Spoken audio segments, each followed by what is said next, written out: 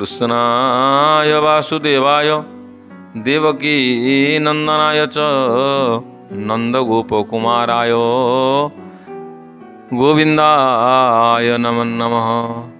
नमस्कार प्रिय दर्शक बंधु, आपण मानक मोर एही आध्यात्मिक कार्यक्रम को अनेक अनेक स्वागत। यह पूर्वर आपण श्रीमद् भगवद गीतार एकादश अध्याय विश्वरूप दर्शन योग निश्चय देखिथिबे। जदि देखि नथिबे ताहले मु डिस्क्रिप्शन रे यार लिंक दे देछि, दयाकरी देखि नियंतु, कारण द्वादश अध्याय सहित एकादश अध्यायर संपूर्ण संपर्क अछि। हेले बंधुगण, आसंतु एबे द्वादश अध्याय भक्ति योग विषय रे कथा हवा।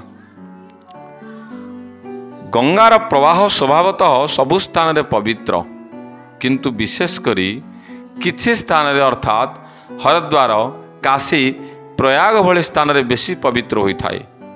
ठीक सेहीपरि भगवत गीता मध्य आरंभରୁ शेष पर्यंत जदिओ सर्वत्र पवित्र, किंतु मझिरे मझिरे केतोटी अध्याय तीर्थ क्षेत्र होइअछि। ଯେଉଁ ଭଳି ଏଠାରେ ଦ୍ୱାଦଶ ଅଧ୍ୟାୟ ଅତି ପବିତ୍ର ଅଛି, କାରଣ ସ୍ୱୟଂ ଭଗବାନ ଏହାକୁ ଅମୃତ ଧାରା କହିଅଛନ୍ତି। ଏହି ଅଧ୍ୟାୟଟି संपूर्ण छोट, मात्र 20टी श्लोक, किंतु यह स्वर्ण अमृत धारा, कारण भगवान स्वमुखरे भक्ति रसर महिमा तत्व बखाणी अछंती। भगवान विराट रूप दर्शन करी जेतेबेले अर्जुन भयाभिभूत होई कहिले, हे मधुसूदन, आपण जो अद्भुत विश्वरूप प्रदर्शन कले ସେହି रूपको दर्शन करी मो हृदय अत्यंत भय अभिभूत होई पड़िछि। तेणु हे प्रभु, अनेक व्यक्ति आपणकर ही विराट निर्गुण विश्वव्यापक रूप को उपासना करिथांती, अर्थात निर्गुण ब्रह्म को।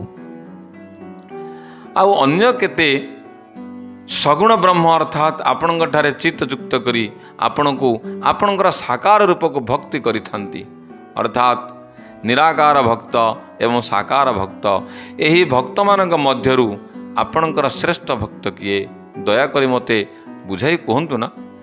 हेले दर्शक बंधु, भगवान यार कि उत्तर देबे? मार दुईटी पुओ, गोटे बड़ और अन्यटी छोट। माँ काहाकू छाड़ीबार नाही। अति बेसी हेले माँ कहिब बड़ पुओ तो बड़ होईगलाणी, से माँ को छाड़ी रही पारे, किंतु से तो सान, माँ को छाड़ी रही पारिब नाही। अर्जुन को उत्तर देला बेले भगवान अवस्था ठीक सही परी होई जाइथिबो। एबे आसंतु जानिबा भगवान कि उत्तर देले। भगवान कहिले, हे अर्जुन, जो माने मो ठारे मन प्राण समर्पण करी मोते श्रद्धारे भजन करती, से माने मोर अत्यंत श्रेष्ठ भक्त अटंती। एवं जो माने निर्गुण ब्रह्म बा समस्तଙ୍କ ठारे समदृष्टि रखी परम अक्षर निर्गुण ब्रह्म को सर्वव्यापक, अव्यक्त, अचिंत्य, कूटस्थ, अचल, ध्रुव, सनातन बोली भजन करती, से माने परिशेष रे मोते ही प्राप्त होइथांती। हे अर्जुन, परम ब्रह्म सच्चिदानंद घन को साधन करिबा जीव पक्षर अत्यंत कष्ट होइथाए, कारण ये जीव ज्ञान लाभ करिबा पई अत्यंत कष्ट भोगिबा को पड़ी थाए, पुणी विशेष परिश्रम मध्य करने को पड़ी थाए। तेणु जो माने समस्त कर्म को मोते अर्पण करी अनासक्त भाव रे मोर उपासना करती, एकाग्र मन रे मोर ध्यान करती, से माने एही मृत्यु रूपक भवपाराबारु अनायासरे अक्लेशरे पार होइथांती। मोर मन जाने कर्म द्वारा अभ्यास करने को श्रेष्ठ ज्ञान कहुए, एवं ज्ञान ठारू मोते पाइबा को ध्यान करिबा श्रेष्ठ कर्म अटे। पुणी ध्यान ठारू समस्त कर्मफल को त्याग करिबा आहुरी श्रेष्ठ कर्म अटे, कारण त्याग जोगु तत्काल रे शांति मिली थाए।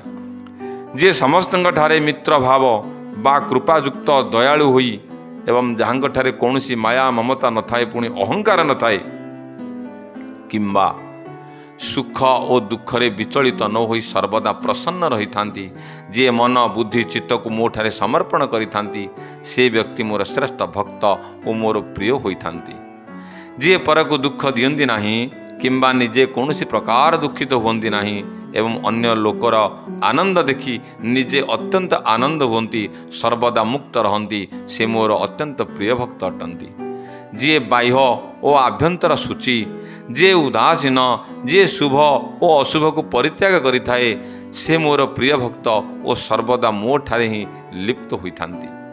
जे केबे रुष्ट बा तुष्ट हुअंती नाही, जहांठारे शत्रु मित्र मान अपमान रो भेद ज्ञान न थाए, जे मैत्री जे अनासक्त जे सदानंदी जे स्थिरमती भक्तिवान से मोर प्रिय अटंती। परंतु जो व्यक्ति श्रद्धायुक्त होई मोर परायण होई यही सबु धर्म रूपक अमृत को पालन करे से व्यक्ति मोर परम भक्त अटंती। भगवान पुणी कहले, हे अर्जुन, वर्तमान भक्ति जुगटी शुणिल, एथर तुमर ततोधिक ज्ञान लाभ सकाशे 13 अध्याय क्षेत्र क्षेत्रज्ञ जुगटी मन दे शुणिब। हेले दर्शक बंधु, यहाँ पर आमे परवर्ती भिडियो रे एक रोचक तथ्य 13 अध्याय क्षेत्र क्षेत्रज्ञ जोग नहीं पुणी आपण निकट को आसबि। सेतेबेले पर्यंत मते विदाय दिंतु। रहिली। नमस्कार। जय जगन्नाथ। हरे कृष्ण।